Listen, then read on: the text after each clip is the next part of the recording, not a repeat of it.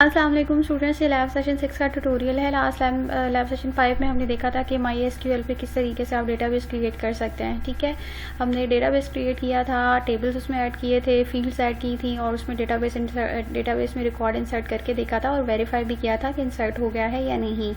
अब इस लैब में हमने डेटाबेस की कनेक्टिविटी देखनी है कि जैसे मैंने कोई पीएचपी के फॉर्म्स बनाए हैं और मैंने अपना डेटाबेस बनाया है माई एसक्यूएल में, तो मैंने उनको कनेक्ट कैसे करना है। ठीक है, ये एक प्रीवियस लैब की एक एग्जांपल है जो मैंने करवाई थी, ये बिल्कुल वही एग्जांपल है। अब आपने यहाँ पर इस लैब में देखना है कि आपने किस तरह से डेटाबेस में इंसर्ट करना है। तो इस लैब में मैंने इंसर्ट डीबी के नाम से एक डेटाबेस बनाया है। ठीक है, और उसके बाद मैंने क्या किया है, और उसके बाद मैंने यूज़र डेटा के नाम से इसके अंदर एक टेबल बनाया है। और टेबल बनाने के बाद मेरे पास जो कॉलम्स के नेम हैं वो मैंने आईडी ली है, नेम लिया है और ईमेल एड्रेस ली है। ठीक है, अब मुझे आप यहाँ पे इस टेबल को देख के बताएंगे ये जो पीएचपी का फॉर्म है इसमें नेम है और ईमेल आईडी है। और यहाँ पे आप देखेंगे इसके अंदर कितने कॉलम्स हैं, आईडी भी है, नेम भी है, ईमेल भी है। सो आप ये देखेंगे यूज़र से आप क्या ले रहे हैं, सिर्फ ये 2 फील्ड्स ले रहे हैं। तो अब यहाँ पे ये जो आईडी आपने यूनिकली आइडेंटिफाई करने के लिए लिखी है, जब आप यूज़र से नहीं ले रहे तो जब आप इसको स्ट्रक्चर बना रहे होंगे तो ये आईडी आप क्या लिखेंगे, ऑटो इंक्रीमेंट में लिखेंगे। मैंने ये लास्ट लैब में भी बात बताई थी कि जब आप यूज़र से कोई इनपुट नहीं ले रहे होंगे तो वो ऑब्वियस सी बात है वो क्या होगा, ऑटो इंक्रीमेंट होगा। अब आप देखें कि आप जब भी ये फेसबुक पर या जीमेल पे अपनी आईडी को लॉगिन करते हैं तो आप कभी भी अपनी जो यूनिक आईडी है वो नहीं दे रहे होते। आप अपनी ईमेल एड्रेस लिखते हैं लेकिन आपकी यूनिक आईडी कहीं ना कहीं उनके जीमेल के या फेसबुक के डेटाबेस में स्टोर हो रही होती है जो आपके रिकॉर्ड को यूनिकली आइडेंटिफाई करती है। तो अब आप सेम ये आप समझ लें कि उसी की एग्जाम्पल है। तो इस वजह से यहाँ पर रिकॉर्ड में तो मैंने एज एन ऑटो इंक्रीमेंट लिया, लेकिन ये इस टाइप का जो फॉर्म बनेगा उसमें आपने सिर्फ यूज़र का नेम और ईमेल आईडी जो है वो एज एन इनपुट लेनी है। ठीक है, अब आपने इस लैब को स्टार्ट कैसे करना है, डेटाबेस आपने बना लेना है। ठीक है, डेटाबेस के बाद अब आपने htdocs में जाके XAMPP के फोल्डर में htdocs में आपने अपने फोल्डर बनाना है और उसके अंदर ये PHP की फाइल्स को आपने सेव कर देना है। सबसे पहले आपने index.php की फाइल बनानी है। इस फाइल में कुछ भी नहीं है, सिंपल है। ये इस टाइप का जो है, ये आप देख लें, इस टाइप का फॉर्म बन रहा है जिसमें 2 टेक्स्ट बॉक्सेस हैं और 1 बटन है। ठीक है, ये फॉर्म इस तरीके से बन रहा है, यहाँ से स्टार्ट हो रहा है, यहाँ पे आके ये फॉर्म जो है एंड हो जाएगा। इसमें टेबल के अंदर मैंने सारी वैल्यूज़ को जितने भी कंट्रोल्स हैं उनको इंसर्ट किया है। अब यहाँ पे देखिए कि जैसे ही ये फॉर्म सबमिट होगा, यहाँ पे आपने जो सबमिट का बटन लिया है, जैसे ही ये फॉर्म सबमिट होगा तो सबमिट में जो एक्शन का बटन है, सबमिट होने के बाद ये जो एक्शन परफॉर्म होगा वो insert.php का होगा। यानी कि जैसे ही ये इंडेक्स का पेज पे इंसर्ट का बटन प्रेस होगा तो वो कहाँ पे लिंक हो जाएगा, insert.php पे। और मेथड जो हमने यूज़ किया है वो पोस्ट का यूज़ किया है। मैंने पोस्ट और गेट और पोस्ट के बारे में आपको बताया था कि जब भी आपके पास सेंसिटिव इन्फॉर्मेशन होती है जो आप यूआरएल में नहीं शो करवाना चाह रहे होते, क्योंकि यहाँ पे आप देखें कि यूज़र का जो ईमेल आईडी है और ये जो नेम है वो हम नहीं शो करवाना चाह रहे हैं यूआरएल में, तो पोस्ट का मेथड यूज़ किया है। ठीक है, सो अब insert.php में क्या है, insert.php में मैंने काम ये किया है कि यहाँ पर डेटाबेस की कनेक्टिविटी का कोड है। होगा क्या, यहाँ पे आपको बेसिकली सबसे पहले तो डेटा को आपने गेट करना है। ठीक है, कौन कौन सी आपने यहाँ पर टेक्स्ट बॉक्सेस लिए हैं, नेम का और ईमेल का। और यहाँ पर आप देखें तो इन टेक्स्ट बॉक्सेस के नेम मैंने यहाँ पे नेम लिखे हैं और ईमेल के लिए जो नेम रखा है वो ईमेल रखा है। सो आपने यहाँ पे जो भी टेक्स्ट बॉक्सेस के नेम लिखे हैं वो आपने यहाँ पर लिखने हैं इस तरह से। ठीक है, ये आपने यहाँ पर डेटा को गेट कर लिया। डेटा को गेट करने के बाद सबसे पहले आपने $कॉन के नेम से एक वेरिएबल लेना है। ये कॉन भी हो सकता है, ये कनेक्शन भी हो सकता है, ये माई कनेक्शन भी हो सकता है, ये माई एसक्यूएल कनेक्शन, वेरिएबल का कोई भी नाम आप यहाँ पे रख लें। उसके बाद MySQLi_connect है ये। ठीक है, ये MySQLi_connect ये MySQLi_connect का जो मेथड है वो बेसिकली इसके अंदर आपने यहाँ पर 4 पैरामीटर्स पास करने होता है। ये 4 पैरामीटर्स कौन कौन से हैं, बाय डिफ़ॉल्ट हम लोकल होस्ट के थ्रू डेटाबेस को यूज़ कर रहे हैं और उसका जो यूज़र नेम है वो रूट ही है और उसका जो पासवर्ड है वो भी कुछ भी नहीं है। जैसे आप देखें कि मैंने यहाँ पर जब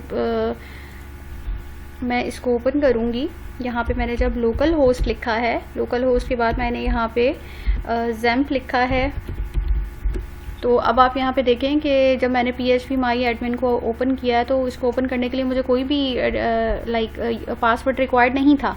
सो समटाइम्स ऐसा होता है कि आपको पासवर्ड रिक्वायर्ड होता है, तो उस वक्त यहाँ पे आप पासवर्ड के ये जो ये सिंगल कोटेशंस दो हैं, ये बेसिकली इसमें आप पासवर्ड लिखते हैं, ठीक है। तो मैंने इसको रूट से एक्सेस किया है, इसका पासवर्ड जो है वो कुछ भी नहीं है, इसलिए एम्प्टी है। फिर आप यहाँ पे क्या लिखते हैं, डेटाबेस का नाम, ठीक है। जैसे मैंने यहाँ पे बताया था कि डेटाबेस का नाम मैंने यहाँ पे इंसर्ट DB रखा है, तो आपने यहाँ पे लिखना होता है डेटाबेस का नाम जो भी आपने रखना है। फिर उसके बाद क्वेरी है, जो भी आप लिखते हैं क्वेरी के अंदर आपने इंसर्ट इनटू की क्वेरी यूज़ करनी है, इंसर्ट इनटू, और उसके बाद यहाँ पे ये यूज़र डेटा है। अब यहाँ पे देखें ये यूज़र डेटा जो डेटाबेस का इंसर्ट इनटू के बाद आप लिखते हैं टेबल का नाम, ठीक है। तो टेबल मैंने यूज़र डेटा के नाम से बनाया है और ये सिंगल कोटेशन नहीं है, ठीक है। ये अब यहाँ पर देखो, ये आपका कीबोर्ड है, आपके कीबोर्ड में ये जो सिंबल है ये बेसिकली आपने यहाँ पे लिखना है, ये वाला सिंबल, ठीक है। ये सिंगल कोटेशन ये वाली नहीं है, ये सिंबल आपने इसमें यूज़ करना है। उसमें आपने इंसर्ट इनटू के बाद टेबल के नेम लिख दिए हैं। फिर उसके बाद आपने यहाँ पे कॉलम्स का नाम लिखना है, कॉलम्स के जो नाम है उसमें भी आपने ये सेम यही वाला जो मैंने आपको सिंबल बताया वो आपने लिखना है। फिर वैल्यूज़ का कीवर्ड आएगा, वैल्यूज़ के कीवर्ड के बाद ये आपके पास यहाँ पर क्या है, ये दो वेरिएबल्स बेसिकली यहाँ से आ रहे हैं, ठीक है। यानी कि ये जो नेम है, इस नेम के वेरिएबल में इस टेक्स्ट बॉक्स के पे जो भी वैल्यू थी वो इस नेम के वेरिएबल में स्टोर हो गई और वो यहाँ पर आ रहा है, और ये यहाँ पे जैसे ही सेव होगा तो यहाँ से ये इस नेम के कॉलम में जाके सेव हो जाएगा। सिमिलरली ये जो नेम का हमने वेरिएबल यूज़ किया है, इस ईमेल के नेम से जो भी टेक्स्ट बॉक्स था उसमें यूज़र ने जो भी ईमेल आईडी एंटर की थी वो कहाँ स्टोर हो जाएगी, वो इस ईमेल के वेरिएबल में स्टोर हो जाएगी। इस वेरिएबल को हमने यहाँ पे पास कर दिया और इसमें जो भी वैल्यू होगी वो कहाँ पे जाके स्टोर हो जाएगी, उसी पर्टिकुलर कॉलम में, ठीक है। ये आपने बेसिकली इसमें 3 काम करने हैं। पहला कनेक्शन बनाना है, अपनी क्वेरी देनी है, क्वेरी देने के बाद अब आपने इसको रन करना है, ठीक है। ये सारे जितने भी वेरिएबल्स हैं, ये वेरिएबल के नेम आप कुछ भी लिख सकते हैं, ठीक है। फिर उसके बाद अब आपके पास कनेक्शन बन गया, ठीक है। आपने क्वेरी बता दी, अब आपने उसको क्या करना है, रन करना है। रन करने के लिए आप यूज़ करते हैं MySQLi_query का फंक्शन, जो 2 पैरामीटर्स मांगता है, एक तो जो भी कनेक्शन आपने बनाया और दूसरा क्वेरी, ठीक है। फिर मैं बता रही हूँ, जब भी डेटाबेस आपने काम करना है, डेटाबेस की कनेक्टिविटी के लिए 3 काम आपने करने होते हैं। एक तो आपने कनेक्शन बनाना होता है MySQLi_connect से, देन आपने क्वेरी लिखनी होती है, इंसर्ट, अपडेट, डिलीट, जिसकी भी। फिर उसके बाद अब आपने MySQLi_query का फंक्शन यूज़ करना होता है, जिसमें आपने कनेक्शन और क्वेरी को पास करना होता है ताकि आपकी ये क्वेरी रन हो सके, ठीक है। अब ये जो फंक्शन है बेसिकली ये 2 वैल्यूज़ बूल की रिटर्न करता है, या तो 1 या तो 0, ठीक है। या तो 1 या तो 0। अगर कनेक्शन एस्टैब्लिश हो गया है, क्वेरी रन हो गई है, तो यहाँ पे क्या आ जाएगा आपके पास, 1 या ट्रू, तो वो कहाँ स्टोर हो जाएगा, रन में। अगर रन की वैल्यू ट्रू है, ट्रू का मतलब ये है कि वो सक्सेसफुली रन हो गई है, तो इसका मतलब है रिकॉर्ड इंसर्ट हो चुका है।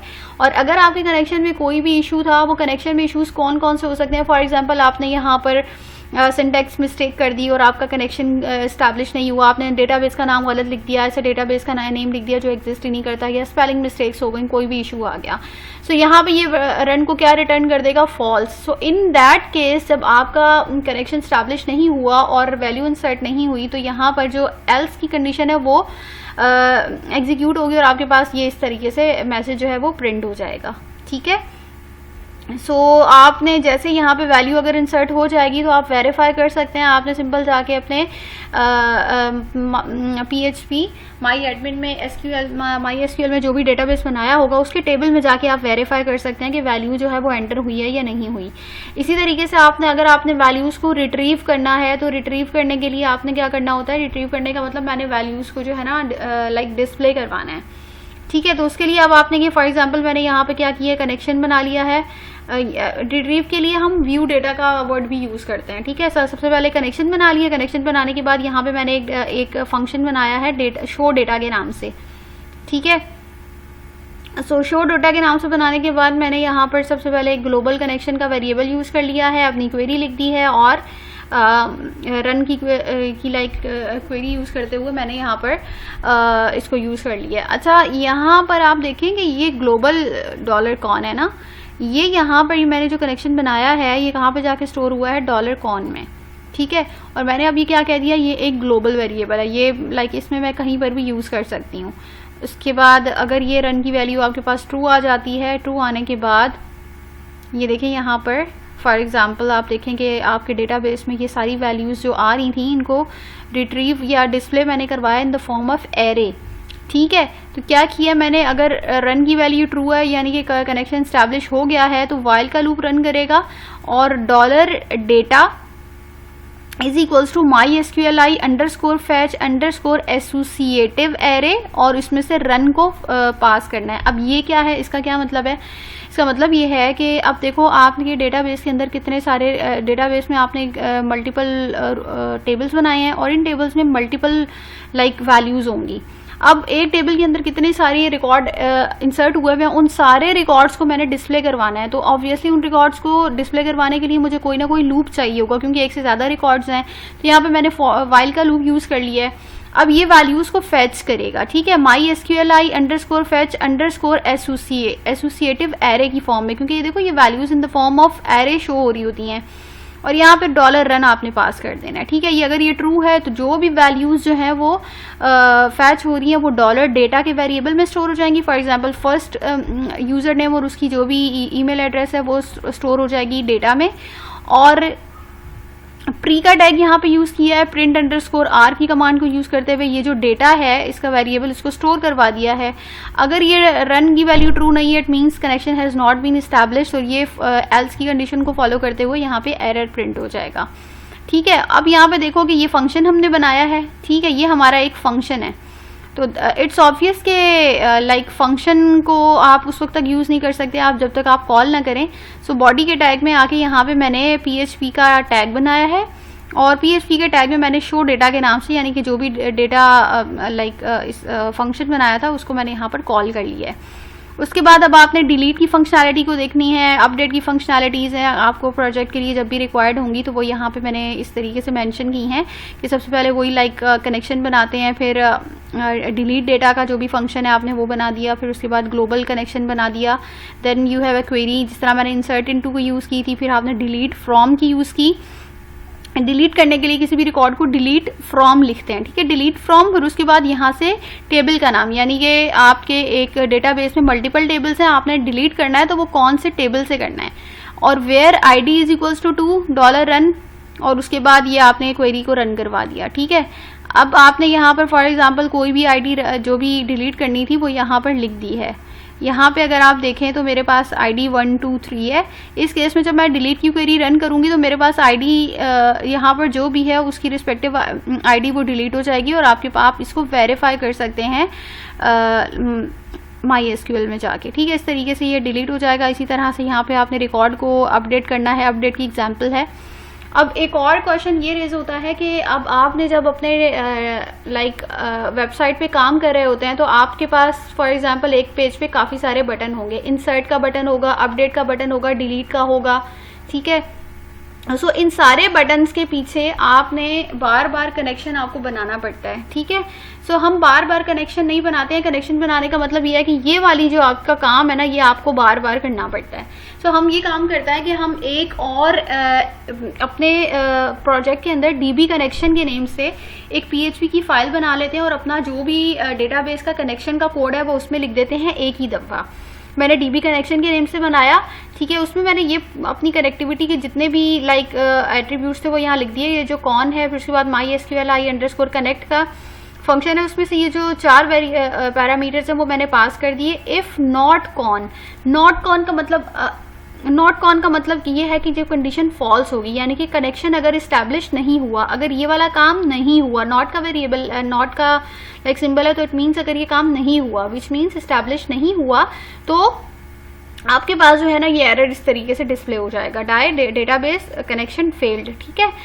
सो अब आप यहाँ पर देखें तो आपके पास यहाँ पे मैंने ये अपलोड कर दिया है और इसकी फर्दर डिटेल्स वगैरह भी मैंने यहाँ पर इसमें यूज़ कर ली हैं। अच्छा, अब यहाँ पर ये देखो कि आपने ऐड कैसे करना है इस DB connection.php की फाइल तो आपने बना ली, लेकिन अपने कनेक्शन को आपने अपने पास कैसे यूज़ करना है। जैसे यहाँ पर मैंने एक इंडेक्स के नेम से एक बनाया है क्या कहते हैं फॉर्म बनाया है और पेज बनाया है। और इस पेज के अंदर मैंने यहाँ पे जो एक्शन का बटन है उसमें मैंने यहाँ पे जैसे ही बटन प्रेस होगा तो ये व्यू डेटा डॉट php के पेज पे चला जाएगा। ठीक है, व्यू डेटा डॉट php के पेज पे होगा ये कि यहाँ पर मैंने आके सबसे पहला काम जो करना है, ये जो कनेक्शन का मैंने फाइल बनाई थी वो यहाँ पे इंक्लूड करवा देनी है। ठीक है, जैसे आप C++ में सी इन और सी आउट को यूज़ करने के लिए आईओ स्ट्रीम की हेडर फाइल ऐड करवाते हैं, अगर आप हेडर फाइल ऐड नहीं करवाते तो वो आपको सी इन और सी आउट पे क्या एरर दिखाता है। तो यहाँ पर आपने क्या करना है, PHP में DB कनेक्शन के नाम से जो आपने PHP की फाइल बनाई थी उसको अपने डेटाबेस के साथ कनेक्ट करने के लिए या लाइक उसको उसके साथ इंक्लूड करने के लिए आपने सिंपल PHP के टैग को यूज़ करना है, इंक्लूड का कीवर्ड यूज़ करना है और यहाँ पर डबल कोटेशन में उस जो भी आपने कनेक्शन के लिए फाइल बनाई है वो नाम लिख देना है। फिर उसके बाद आपने सिंपली जैसे भी डेटाबेस को डिस्प्ले करवाना है और इंसर्ट करना है, अपडेट करना है, डिलीट करना है, वो सारी क्वेरीज आप इस पर परफॉर्म कर सकते हैं।